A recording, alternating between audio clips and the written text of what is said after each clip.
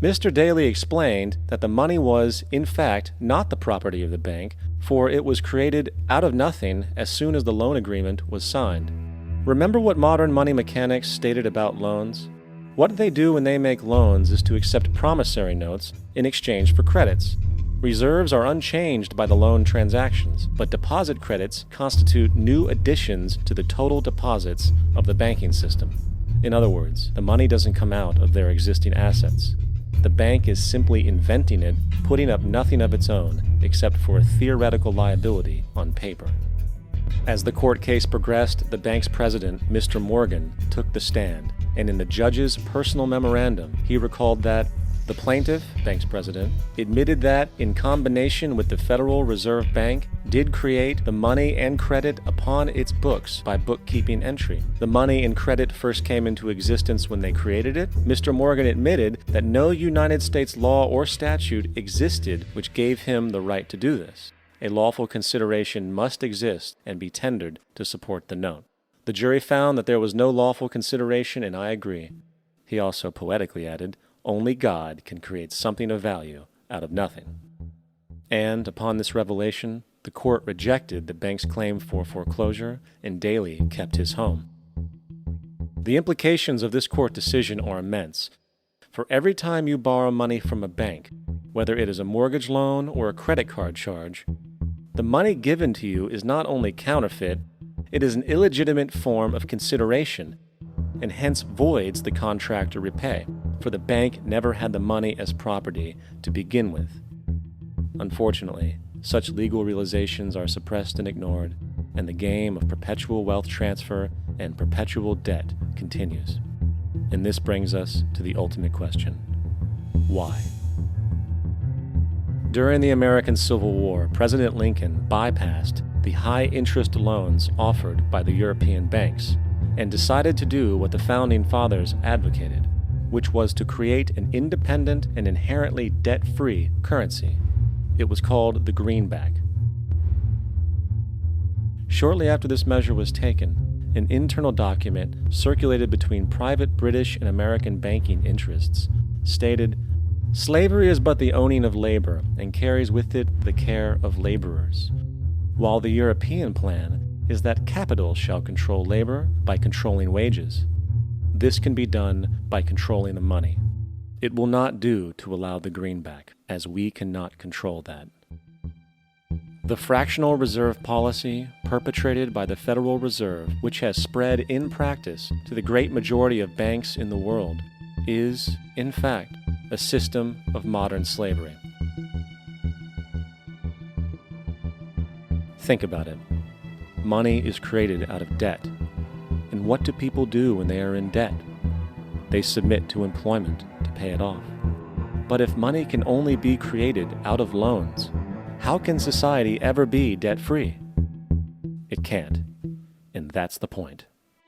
And it is the fear of losing assets coupled with the struggle to keep up with the perpetual debt and inflation inherent in the system, compounded by the inescapable scarcity within the money supply itself, created by the interest that can never be repaid, that keeps the wage slave in line, running on the hamster wheel with millions of others, in effect powering an empire that truly benefits only the elite at the top of the pyramid. For, at the end of the day, who are you really working for? The banks. Money is created in a bank and invariably ends up in a bank. They are the true masters, along with the corporations and governments they support. Physical slavery requires people to be housed and fed. Economic slavery requires people to feed and house themselves. It is one of the most ingenious scams for social manipulation ever created, and at its core, it is an invisible war against the population. Debt is the weapon used to conquer and enslave societies, and interest is its prime ammunition.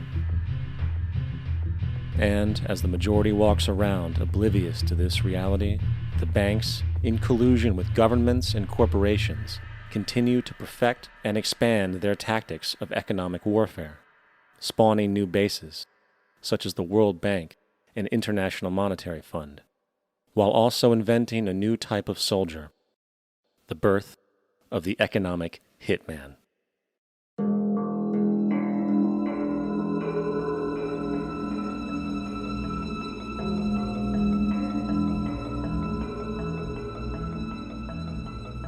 We economic hitmen really have been the ones responsible for creating this first truly global empire.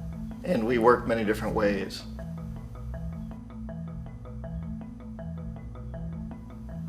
But perhaps the most common is that we will identify a country that has resources our corporations covet, like oil, and then arrange a huge loan to that country from the World Bank or one of its sister organizations. But the money never actually goes to the country. Instead, it goes to our big corporations to build infrastructure projects in that country, power plants, industrial parks, ports, things that benefit a few rich people in that country, in addition to our corporations, but really don't help the majority of the people at all. However, those people, the whole country is left holding a huge debt. It's such a big debt they can't repay it, and that's part of the plan, that they can't repay it. And so at some point, we economic hitmen go back to them and say, listen, you owe us a lot of money, can't pay your debts, so sell your oil real cheap to our oil companies. Allow us to build a military base in your country, or send troops in support of ours to someplace in the world like Iraq, or vote with us on the next UN vote.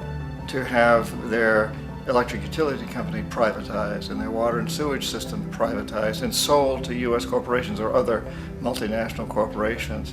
So there was that whole mushrooming thing, and it's so typical of the way the IMF and the World Bank work, that you put a country in debt, it's such a big debt it can't pay it, and then you offer to refinance that debt and pay even more interest.